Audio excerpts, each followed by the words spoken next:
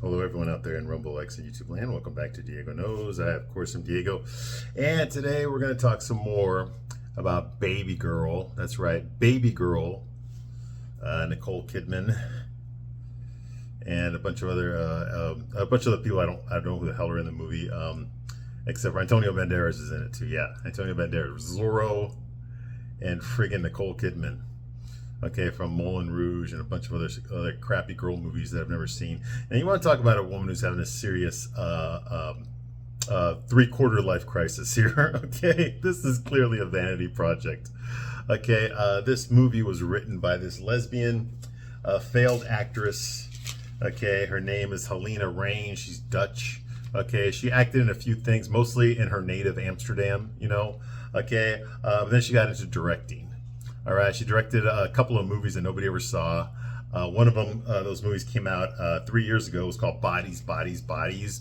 It was an ensemble cast. Like the budget for that one was like $3 million. So it was a shoestring budget. But it got released in theaters and it made $14 million. Okay. So I'm sure it made its money back. But I guess that convinced the higher ups, the studio execs, to give her more money and do a real movie this time. All right. Okay. And so what does she do? Okay. She does a movie about a woman who cheats on her husband and enjoys it. Okay. And all the positivity that comes with that. Okay. She's already a boss. Of course she's a boss bitch. There's no other type of woman in a movie except a boss bitch. Okay. And she's like one of the queen of boss bitches. She's the CEO of her own company. That she started with her bare hands. Okay, she's 49, played by a 57-year-old Nicole Kidman, whose face is just completely Botoxed up. I'm not kidding you. Okay, Nicole Kidman. I'm not saying this to be mean or anything like that. Okay, but this is an erotic thriller. Okay, and what is one of the most important ingredients of an erotic thriller? Erotic thriller is that the actors have to be sexy. Okay, because that's what you're selling. You're selling sex, sexiness.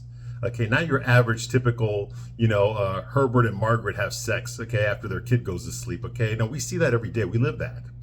The people have to be attractive, okay? It's got to be these young, ripped-ab, square-jawed, deep-voiced, 6'2", hung to a shoe type guys, and the women have to be these like no-fat, bubble butt, big natural tits, big lips, they got to be sexy. Okay, to give something for the men to watch. All right. Unfortunately, these movies don't care about what the man thinks. Okay, it's all about what the woman thinks. So that means that the guy needs to be attractive, but the woman doesn't have to be. Okay, because that's going to feed into a women's insecurity if you were to have both of them attractive. So you got to have the woman's got to be less attractive than the man. That way, the 49, 57-year-old women that are actually going to spend their money to see this movie can feel better about themselves. They can feel like they can get a high value guy. They can still pull the young hot stud. Okay, the idea that a young hot stud wouldn't rather have sex with a young hot woman never occurs to anyone involved in making this movie. Okay, and if it does happen, okay, then it better be interracial, because we can't have white couples, repopulating the earth. Can't have that. Okay, the message is first and foremost. Okay, and with the message of this movie is that if you are older and unattractive, you can still get hot guys. Your orgasm matters more than your family. Okay, and there's nothing wrong with chasing your own sexual identity. There's nothing wrong with exploring your own sexuality. It's only wrong if the old man, the husband, does it. Then it's wrong. Then it's divorce. Then you got to divorce rape them and everything like that. But if the woman does it, it's okay. If any man tells you anything different about that, they're just being a sexist, misogynist, all the other ists, okay, that are out there for any man that doesn't approve of his wife fucking around. All right, that's what this movie is. Okay, and it glamorizes it. Okay, I understand there's a lot of sexually frustrated women out there. Okay, and to that I say you only get what you give. Okay, that's what I say, because I know that's the target audience here. Either women that want to fantasize about having sex with younger, hotter men than their husband.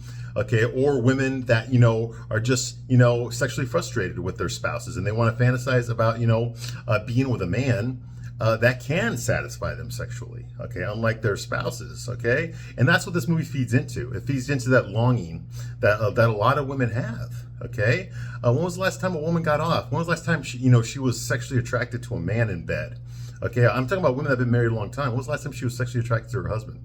Okay, but yet here she is bombarded with social media, with dating apps, okay, with good-looking guys hitting on her and stuff all the time. You know, always seeing it in movies, women her age that are getting these, you know, these young, tall, well-hung studs, you know, to blow their back out, okay, and give them multiple orgasms, okay. They see this all the time on the TV shows, and that's what female programming is. That's what all the TV shows are all about. It's about a woman getting hers. Okay, they don't care about what the man gets, but the woman's got to get hers. Okay, that's what they see. That's what they're inundated with. Okay, in the movies, the TV shows, the romance novels, that's what it's all about. Okay, so if you've got that kind of mentality there, okay, that you know the women always get their orgasms. If they're not getting it in real life all the damn time, then there must be something wrong with the man they're with. So therefore, it's okay to step out.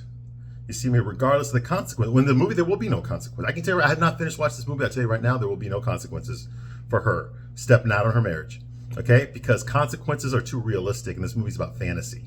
It's like they want the women to believe the fantasy elements, and they're just not going to reveal the realistic elements if this were to happen in real life. Now, there's a lot of plot holes in this movie. Now, I'm not just talking about the sexual relationship, okay, between the two main characters, Samuel and Romy. No, there's a lot of other shit this movie belongs on the friggin' Sci-Fi Channel.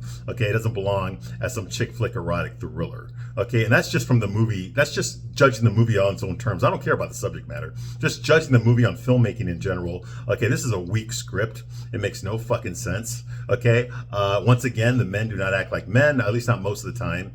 Okay, but when they do, I'll call that out here. Okay, I give you a straight man's point of view. Okay, but what this movie does, it taps into the insecurities that women have and gives them a fantasy that they can have it too. They can have it all. They can have the career.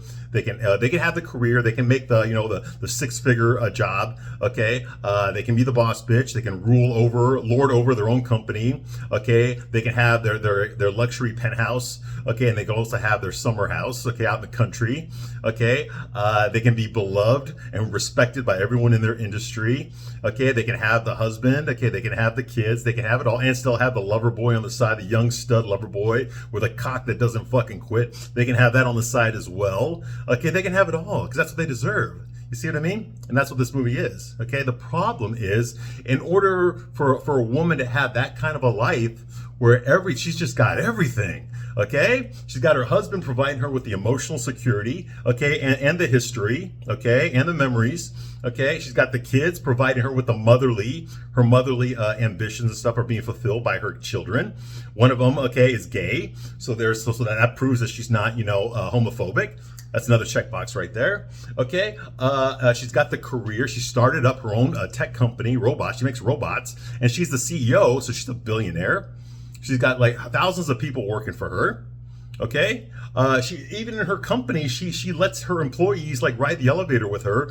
She lets them have lunch with her. Okay, she lets them come over to her house. I mean, what the fuck? What kind of a CEO does this? She even mentors her fucking her interns. What the fuck kind of a CEO does this? Okay, but it happens. Okay, and then she's got the young hot stud to fuck her to get her off so that her orgasm requirements are being met as well. This woman's got everything. Every woman deserves this. Right? Okay?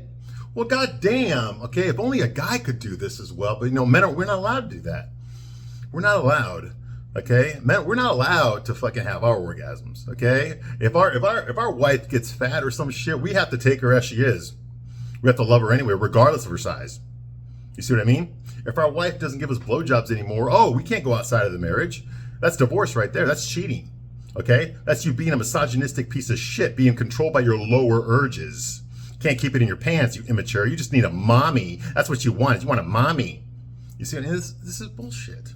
Okay, so what I'm saying is I'm pointing out the hypocrisy. Okay, when a woman gets her fantasies fulfilled like this movie does, it's cool, it's sexy, it's a thriller. But if you were to make a movie where the roles are reversed, where it's the guy going outside of his marriage, okay, because his wife just doesn't do it for him anymore, then all of a sudden you're gonna get all the feminists boycotting you. Okay, you cannot make this movie's misogyny. Okay, it disrespects women, it treats women like objects. It'll never get produced because Hollywood is run by the libtards. Okay, it's run by the liberals, and they would never allow a movie where a man actually has, some sort of a power over a woman. Okay, at least not in the sense where the man runs the company. Okay, and the woman is subservient to him. You can't have that. It's got to be the woman running the company, and the man subservient to her. Okay, now I know what you're getting at with this movie. Okay, I understand that the roles get reversed. Okay, the guy's actually the one telling her what to do. I get that because that's what gets her off, and I get that. And that is, to a point, it's realistic as well. I can personally attest to that. Okay, women like a guy who know what the fuck they want and go for what they fucking want. Okay, I can attest to that myself. That part's kind of realistic here. The point is that the fantasy they're trying to sell you is that it's okay for a woman to fuck around on her husband. It's okay for her to, to be a piece of shit. Okay, it's okay. But it's not okay when a guy does it. That's what I'm telling you here. That's exactly what I'm telling you here. Because in case you haven't noticed, they don't make movies about guys. Now, I mentioned this in another video. They don't make movies about guys that do this stuff. Although there are guys that do this stuff, okay, but they're very few and far between. There's very few guys out there that are CEOs of their own billion-dollar fucking tech companies, okay? They get their rocks off with their young interns, but yeah, they're still devoted to their family and shit, still kiss their wife every day. You see what I mean? And take and hang out with their kids and play with their kids and stuff like that. You see what I mean? Very few guys like that, okay? But yet most women could do it. If a woman's average looking, she can get away with that. And I may not get away with it, but it's easier for her to do that. Whereas an average looking guy, we have to earn a woman's validation. We're not just born that way. Okay? Because the things that women look for in a man are different than the things a man looks for in a woman. Okay? And for some stupid ass reason, the people that write these chick flicks never seem to understand that. They never seem to understand that. That what a man is looking for in a woman, okay, is not the same thing that a woman is looking for in a man. Okay? We're attracted by different things. Okay? And these women don't understand that because they're all feminists. They're all fucking a bunch of lesbians trying to write fucking a chick flick. What the fuck do they know about attracting a man? They can give two shits about attracting a man. You see what I mean? So they don't care that they have to meet certain requirements to get a man. You see what I mean? And that's why you've got this woman who's 57-year-old pretending to be 49, and her face is all Botoxed up. Okay, and that's the point I'm trying to get across here. Okay, is Nicole Kidman? Yes, she was hot in her youth. I'm the first one to admit that. I mean, look at Batman. Was it Batman Forever? Look at her in Batman Forever. That's the one where Val Kilmer played Batman. Okay, she was drop dead gorgeous in that movie. Okay, she played a psychiatrist, Dr. Chase Meridian. You ever met a psychiatrist that looked like a young Nicole Kidman? Yeah, me neither. Okay, but that's who she played in the movie. Okay, I mean, she looked good back then. Look at it, To Die For. Remember that one? Dirty Laundry. Okay, she played a femme fatale in that one. Okay, she looked good back in the day, but that was the 90s. That was 30 years ago. 30 years ago. Okay? Why is she still trying to play that role again? You see what I mean? That's the pathetic part. Okay? I'm sorry, but she looks like shit. She looks like shit.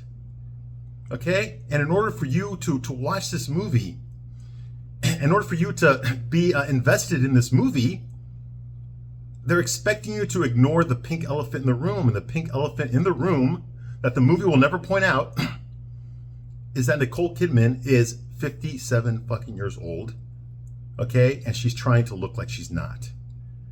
Her face is all injected full of all sorts of shit. She doesn't even look like a real human being anymore. Okay, she looks gross. She looks gross. Okay?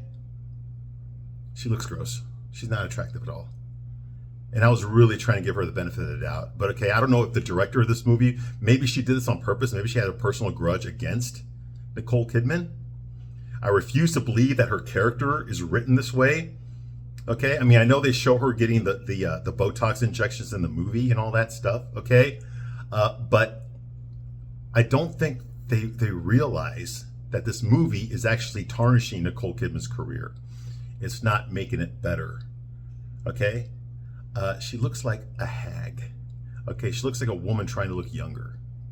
Okay, who's gotten all sorts of shit done to her face by doctors in order to look younger. She doesn't look like a human being. She can't emote anymore. Okay, her face is so puffed out that she can't. Her smiles do not look. They look disingenuous. Okay, her facial expressions aren't there anymore. Her face is so fucking puffy that she looks like she's wearing a mask. Okay, a white man. She looks like a fucking clown. Her hair is bleached fucking orange in this movie. Orange. Okay? And her lips are super fucking red. And her skin is pasty fucking white. And it's all puffed out. How does anyone find this attractive? Okay, no guy who's 25 years old is going to look at this woman and be like, I want to fuck her. Oh, hell yeah. No, it's not going to happen. Okay? There is a way that it would happen in real life. The movie has not pointed that out, though, so I got to point that out. Okay? One thing that this movie does not seem to realize, okay, it's never talked about, but it's so fucking obvious. It's right there. Okay? And the movie doesn't want you to think about this, so I'm gonna make you think about this. Okay? There are perks to fucking the boss. Okay? And yes, I speak from experience. Okay? When you're fucking the boss, okay, you get away with a lot more shit than an employee who is not fucking the boss. Okay? And that's the truth. Okay? Most of you women understand this. Okay? I understand this. Okay? I have slept with my boss before. Okay? And yes, I did get special treatment. Okay? The idea that the only reason that Samuel would be fucking Romy is because she is the CEO of the company. Not because he noticed an attractive older woman who had a S&M fetish and he wanted to exploit it, you know? No, okay? That's what the movie wants you to think, okay? But the truth is, realistically, if a guy were to do this, he would do it because there's perks to fucking the boss. Do you realize what he can get away with if he's fucking the boss? Okay, he's got more power in that company than anyone else. You see what I mean? And the movie doesn't want to go there. It doesn't, at least not yet. Okay, I have not finished watching the movie. I watched most of it, all right? Okay, but the movie hasn't gone there yet. And the fact that nobody thought of this, well, you thought only women did this or something? What the fuck? Like, what the hell, you know? When I was reviewing the Sex and the City, when I was reviewing those episodes, I remember there was a couple of seasons at the end there where the character of Samantha, played by Kim Cattrall, yes, you know Samantha, right? Where she was having sex with this young, good-looking guy, ripped abs, tall, 6'2", you know, male model looking. He was an actor, Smith Jarrett. Remember that character? Yes, you women know who I'm talking about, okay?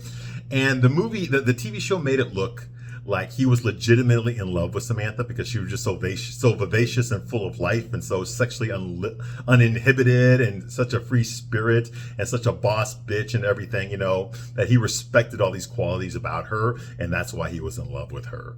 And that's why he was having sex with her, okay? The TV show never, ever went anywhere near the idea that the only reason he was having sex with her was because she was fucking helping his acting career, okay?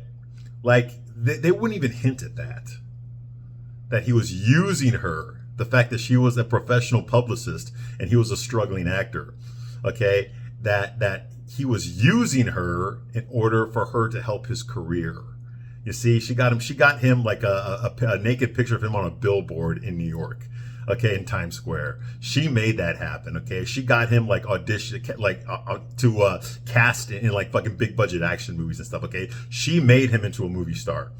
And the fact that nobody ever brought up that this guy might be using her for that, okay? The fact that nobody even thought of that. None of the showrunners even thought of that. It was never even implied in any of the scripts that this man might be using Samantha, who at the time was like almost 50 years old. And he was like 26, 27, okay? The fact that a woman old enough to be his mom, all right, that he's banging a woman old enough to be his mom, that he might just be using her for his career, to boost his career, which she did. Never even implied. But any man that was watching this would know goddamn well that's exactly why he's doing it, okay? But that would make it look like Samantha wasn't the sex goddess that all men were in love with, okay, and wanted to fuck. That she was just another old bag that was being exploited and used by a young hot stud. Okay, and that's what this movie's doing as well. It doesn't want you to think that the only reason this guy is having sex with Romy, okay, is because she's the boss of the company that he works for. Hell, she's the owner, basically, of the company that she works for. You see what I mean? The movie doesn't want to go there, because that would mean that he does not find her attractive. She's actually not all that. She's actually below mid looking. She's too fucking old for him, okay? And if it wasn't for the Viagra, he wouldn't even be able to get hard for her, okay? The movie doesn't want to go there, okay? You see what I mean? Although realistically, that's what would happen, okay? He would need a popsicle stick and some Scotch tape just to have sex with her, okay? And the movie doesn't want to go there. It doesn't want to go there. All right, because that would demean Nicole Kidman's character, and she's a movie star. So if you demean her character, you're demeaning the actress. Okay, you cannot make an actress look like a fool in a movie because that's going to prevent her from being cast in other movies. Okay, and this movie is making her look bad. Bad. Okay? Like, I know she's got other acting roles after this and stuff, okay, but I guarantee you her movies are going straight to streaming now. Okay, nobody's going to spend their money to watch this shit. Okay? Because it's demeaning. In a very offhand way, okay? Not directly, indirectly. It's demeaning. Okay? It's a woman who's over the hill trying to act like she's not. And the movie expects you, it's a big ask of the audience. It expects you to believe that she can still pull hot, young, attractive men. Okay? And it's just not believable. It's just not. Okay? I'm sorry. And it's gross. She's not very attractive anymore. This movie gives you close-ups of her. The lighting is terrible for her. If you're trying to make her look like this hot femme fatale, this movie's doing a terrible fucking job of it. The camera's way the fuck too close to her. She doesn't have nearly enough makeup on. The lighting is way too fucking bright. It's highlighting her Botox features. Okay? It's highlighting the contrast between her fake hair color, her fake lip color, and her fucking pale skin. Okay? On top of a Botox infested face. Okay, this is not attractive. This is not sexy. Okay, and the movie wants you to ignore that and just go with it. Just go with the fact that this Samuel finds her attractive because she's a boss bitch. Okay, and that's why he wants to have sex with her. You see what I mean? This is ridiculous. This is fucking ridiculous. I'm giving you a straight man's point of view because that's what I do here. Okay? Sorry, I gotta tell you. All right, real quickly, because I've forgotten to do this for a while here. Okay? This here, okay, this is where you can watch my videos besides YouTube. Okay, that right there, Diego knows, that knows Diego. Okay, that right there, that is my X. Okay, my X. Right there. Okay, so you can watch these videos on X. And then this right here, Diego de la Vega knows. Okay, that one is my Rumble. Okay, my Rumble. So that's where I posted. Okay, so all these videos I post on X and on Rumble. Okay, that way you can watch it there too. Okay, because you know YouTube, you say something wrong or something, they're gonna pull your video down or something. Okay, so if you're not sure, you know, if a lot of time goes by and you haven't seen a video from me, okay, you know, the YouTube might have just struck it down or shadow banned it or something. Go on to Rumble and see if I posted it for, you know, because I'll put it there too. All right, and Rumble's not going to do that to you. All right, all right. Let's get back to the movie here. Let's talk about the movie. Okay, now where we left off last time. Okay. We had okay, we've already been introduced to Samuel, okay, the young, hot 25-year-old, played by a 27-year-old. Harris Dickinson, I think that's his name. Yeah, Harris Dickinson plays Samuel. He's the intern there working at the company that Romy, Nicole Kidman's character, owns. Okay, and she's been looking at him, you know, like the way, you know, looking at him like she wants to eat him, okay? Despite the fact that she's married to Antonio Banderas, who is a play director. Now, they live in New York, so he's a Broadway play director. He's like a serious Broadway director, okay? And she's the CEO slash owner slash founder of her own tech company, okay? And she runs the whole show there, okay? And you know, she's been fantasizing about Samuel, okay, about flirting with him. You know, he's been flirting with her. You know, she has a mentor. He picked her as his mentor at work, so she has to meet with him now, okay, and talk about the company. But you can tell, obviously, that she's sexually attracted to him, okay, and that it's not about the company that he wants from her, okay. But she fantasizes. You can tell the way she looks at him when he's dancing and stuff. You know, she fantasizes about him, okay, and it makes her feel a little bit guilty. She's always on her phone. She gives her husband no affection at all, okay, which kind of sucks because her husband's actually the bitch in this relationship, in this marriage. He's the one that needs the emotional support from his wife. He's the one that needs the validation from his wife, okay? She needs to tell him that he's pretty, okay? Whenever his feelings need to get expressed, she's the one that has to be there and boost up his ego and make him feel better about himself, okay? So he's definitely, Antonio Banderas is the bitch in this relationship, which really sucks, okay? Because to me, Antonio Banderas is fucking Zorro, okay? And Zorro was definitely not a fucking bitch in his relationship. Zorro took charge, okay? Zorro fucking had guts. Okay, and despite the fact that the Zorro's wife was a very strong-willed woman, okay, it did not mean that he was a weak-willed man because his wife was strong. No, hell no, they were both strong. Okay, but in this movie, he's weak. Okay, he needs his wife for emotional support and everything. Okay, no wonder she's fucking cheating on him. I'm surprised she didn't cheat on him earlier in the marriage. Apparently they've been married for over 30 years now, despite the fact that their kids are fucking like 17 and 12. Okay, yeah, you know, and so yeah, that also makes no fucking sense. Okay, but yeah, so he wants some affection, but she's too busy being on her phone, texting people, writing emails and shit. You know, he asked her if he's irrelevant. Okay, as a director, am I a good director, sweetheart? I don't know. You know, she's like, we're all irrelevant. Okay, shut up. So she doesn't really give a shit about him.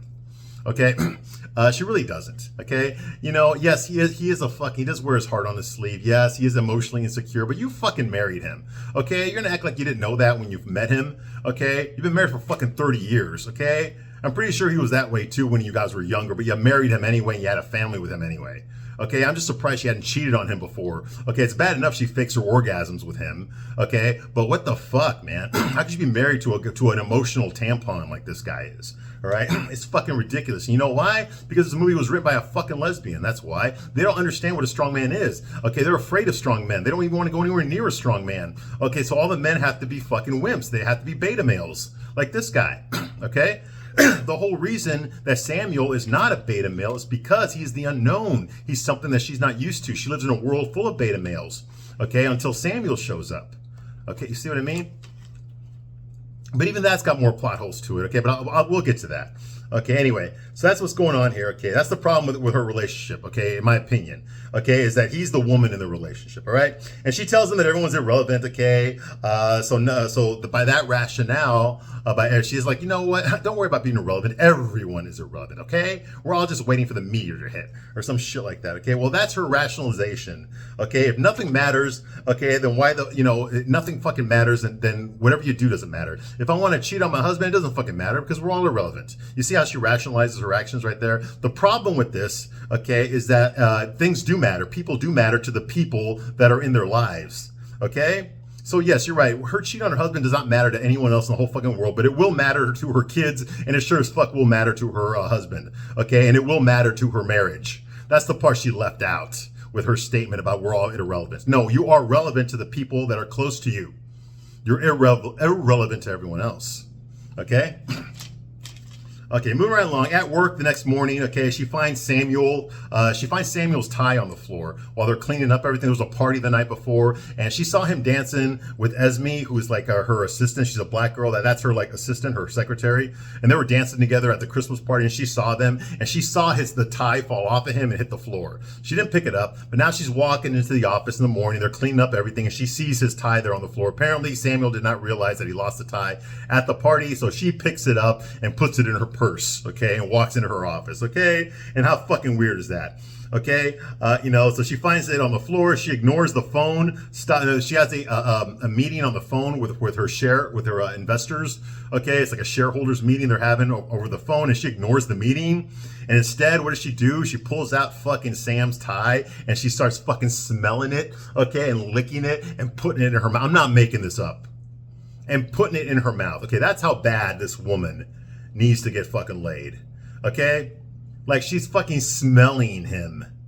His fucking clothes, okay? Like, what the fuck, man? What kind of fucking weirdo are you?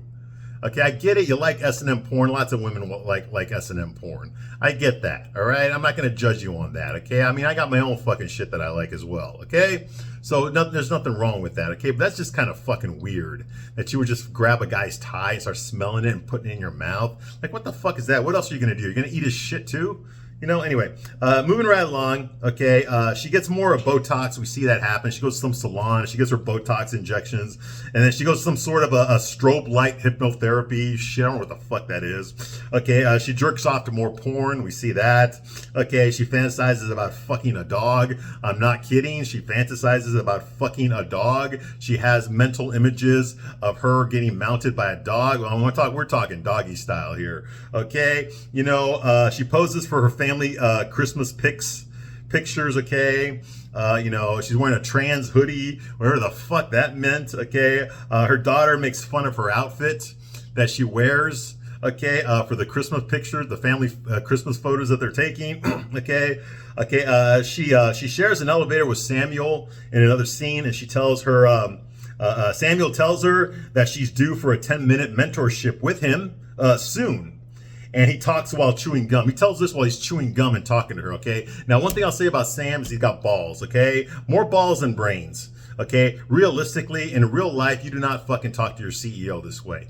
Okay, first of all, a CEO would never share an elevator with her staff. Okay, that would never fucking happen in real life. Okay, not of $1 billion tech company. Fuck no. You think Elon Musk, okay, sits in the same fucking cafeteria as his employees? Do you think he rides the same elevator as his employees? Fuck no. He's got his own fucking elevator. Okay, and you got to go through a lot of fucking security just to get into his office. Okay, there's no fucking way that anybody can just walk into the fucking CEO's office, okay, and leave notes and leave love letters and shit like that. Okay, you know, this is ridiculous. This makes no fucking sense. All right. Anyway, so that's going on. They're in the elevator there. He tells, well, he's chewing gum. He has no fucking respect. Okay, and of course, this turns her on because everybody respects her because she's the leader of this company. She's the most important woman in this company. So everybody respects her. Everyone, you know, does what she says. And he's just like, hey, you know what? We have a mentorship, you know, coming up soon. I signed up for it, okay? So I'm going to see you there. You know, like he just talks to her like he's on the same level as her. Okay, earlier when he's introduced to her for the first time, he manages to calm down a dog that was attacking a guy. He calms the dog down and gives the dog to its owner. Okay, and I guess he did it because he walks around with fucking cookies in his pocket or some shit in case this ever happens. Like, what the fuck is that? He even offers a cookie to fucking Romy or later on in the movie. Like, she's a fucking, well, she is a bitch, but he treats her like a fucking dog. What kind of a new fucking intern does that to the fucking CEO of her company? You see what I mean? This isn't some fucking, hey, my dad went to college with you or some shit like that, so I'm practically family. No, this is a fucking total fucking stranger, and he's a fucking employee. Okay, talking to the fucking CEO like this would never fucking happen. Okay, he would have gotten fired right on the fucking spot. Okay, the first time he actually talks to her, he asks her a ridiculous question about how pretentious her fucking company is. Okay, do you really believe that your robots will actually improve the world, or are you just trying to sell robots? That kind of, like, who the fuck says that to the CEO of a company on your first fucking day? Okay, that's fucking ridiculous. Okay, that will get you thrown out of the fucking building.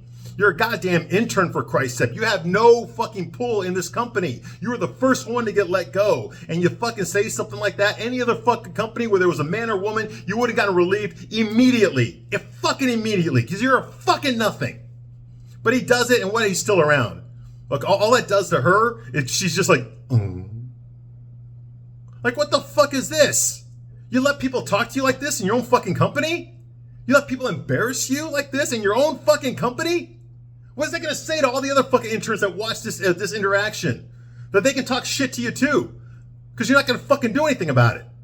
How the fuck did you start your own multi-billion-dollar fucking company? When people disrespect you just like that and you do nothing about it. I thought you were supposed to be a boss bitch. Anyway. So that's going on here. Okay, he talks to her while chewing gum. He tells her that she doesn't need that. She doesn't need Botox. You know, he tells her that. He points out her fucking Botox. You don't need that. You know, at least that's what I interpreted it as, you know, okay. But he does tell her he looks good on her, but the Botox does look good on you. Okay. He tells her that. All right. That's going on here. Okay. Later on, she spies on him. He's sitting, there's a terrace out there, an outdoor terrace. Okay. Where all the employees smoke. Okay. I guess that's the smoking area in the building. Okay. And she can see it from her office. So she sees him out there on the couch out there on the terrace, smoking a cigarette with Esme. I guess Esme smokes too. All right, so she's spying on him when he walks around the office and stuff, you know, blah, blah, blah, you know. Later on, Esme covers Romy's Botox bruises. I guess she got a bruise where she got the Botox injection. And Esme is there. That's her black girl assistant, secretary, is covering it up with makeup, you know, and tells her that she's supposed to do the mentorship program. Okay, because apparently, despite the fact that it's her company, her HR department created the mentorship program, and they do expect their CEO to be a part of it and to mentor this guy. So she literally has no choice. She owns the fucking company, but she has no fucking say on whether or not she's going to mentor this fucking intern or not. Okay, get the fuck out of here. This would never fucking happen. Okay, do you think fucking Bob Iger, okay, if he were to tell his HR department, you know, hey, you know, I don't want to mentor that fucking kid, okay, that disrespected me earlier today. You think they're going to tell him, no, you have to, because it says right here in the Disney rules that the CEO has to mentor. You really think he's going to fucking, no, he's not. He's going to get rid of the fucking HR department if they try to make him do it and replace it with a different HR department. You know why? Because he's the fucking CEO. That's why. But apparently, this boss bitch has no boss bitchiness to her. She can't do anything about it. She has to mentor him now. Okay, get the fuck out of here. Okay, she's supposed to be running a company. Okay, not mentoring fucking interns. Okay, she's got plenty of staff that can fucking do that. I'm sure there's a lot of mid-level management that can fucking take care of that shit. All right. Anyway, so that's going on here. Okay, you know. And then Esme tries to change the topic to, oh, by the way, when are we gonna start talking about my promotion that you promised me? And Romy's like, oh yeah, you're right. We'll talk about that soon. Okay, so clearly she's full of shit. Okay, so that's going on here. Romy goes to meet with Sam. Okay, and Samantha tells him they go to a private room. Okay, for the mentorship. It's 2 rooms. I guess there's no cameras there. There's no third party watching, nothing like that. I guess any employee that just started a week ago has the right to sit in a fucking room with the fucking CEO of the company, okay, without any observance of anything else there. I mean, she could get raped or something and nobody would see it or know about it or do anything about it, okay, because there's no witnesses there. Are you out of your fucking mind? I'm supposed to believe this is realistic? Okay, anyway, he asks her some business questions and stuff. She tells him, like, you've only got 7 minutes. He's like, no. The rule book says we got 10 minutes. So we're going to talk for 10 minutes. Okay, that's what it says in the rule, the manual, you know, that kind of thing. So he asks some business questions that she tells him to Google the answers. You know, he's like, but he wants to hear from her. Okay, he wants her to explain it to him because the internet's not reliable. That's what he tells her, okay? And she tells her the usual shit. She was the top of her class at Yale. Okay, she was selected after a very grueling process. Okay, to put her in 6 different rooms. Okay, to do math problems. Okay, and she had to solve a hypothetical case of a failing business. Okay, so that was one of the problems she had. Okay, she had to solve a hypothetical case about a failing business. Okay, but she couldn't figure out how to save this hypothetical business, okay? So she told the people administrating the test to go fuck themselves, okay? And they hired her immediately after that. Get the fuck out of here. You told the people giving you the test, okay, to go fuck themselves, and that impressed them so much that they hired her to be part of this fucking multi-conglomerate company? Get the fuck out of here. Get the fuck out of here. There's no way in fucking hell. If I was a real intern listening to this shit, I'd tell her, okay, no, really, this is serious. How did you really happen? Okay? What the fuck? And by the way, what kind of CEO starts cursing in front of one of her fucking interns right away? Like they're old fucking sailor buddies or some shit like that. And she tells him that one of the tests they gave her, okay, was to sit in a room and guess how many ping pong balls would fit in that fucking room. Okay, like what the fuck is this? What kind of a test is this? Like this is stupid. Anyway,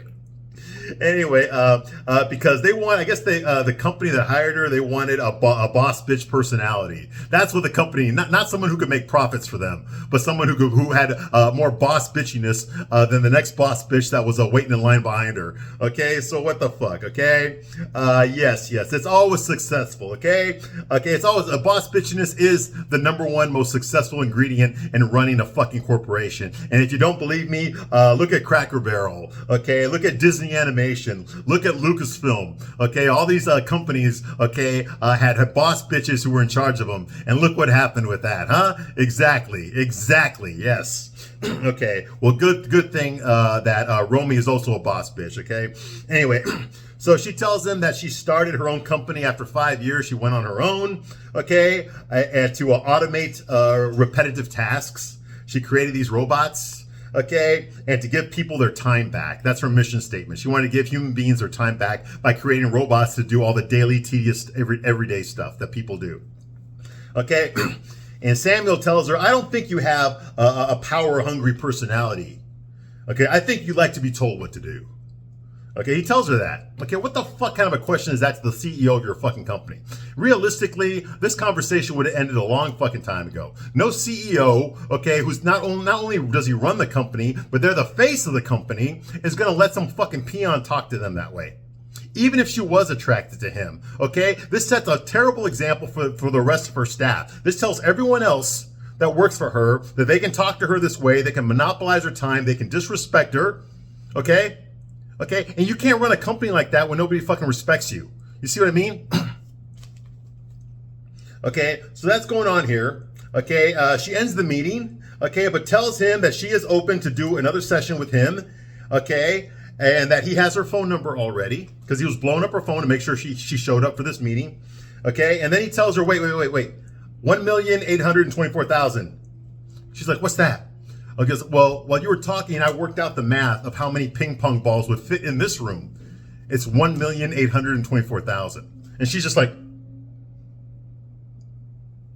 or some shit like that, right? Anyway, okay, and she's about to leave, but then he grabs her. What the fuck is this? She's a CEO of the fucking... He grabs her, tells her not to leave, okay? He stops her from leaving. He approaches her personal space, okay? He comes up to her, okay? Okay, and they stare at each other for like fucking 2 hours, okay? Okay, and then she tries to kiss him, okay? But he pulls her away. He pulls her away. Okay, yeah, right. Okay, and then she kisses him.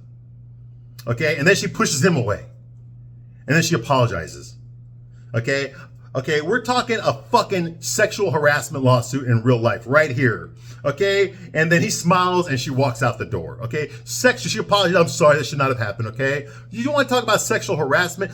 I'm pretty sure that how can you have a $1 billion fucking company and have in a private office and there's no fucking cameras? Are you out of your fucking mind?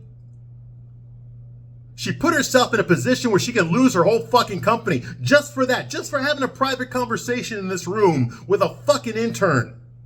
She can lose her whole fucking company. Up to and including her fucking marriage and her family. We're talking serious fucking lawsuit here. The board will oust her. Okay? She will never be able to start her own fucking company again after this shit. Okay? But is she thinking about that? No, she's supposed to be a fucking smart boss bitch, remember? How the fuck would she not even consider this?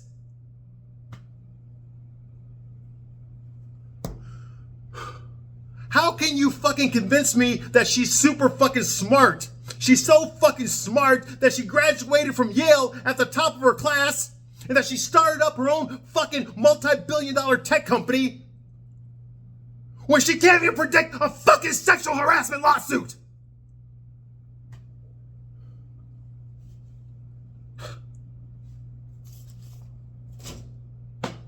Fuck that she's ugly, he's good looking shit.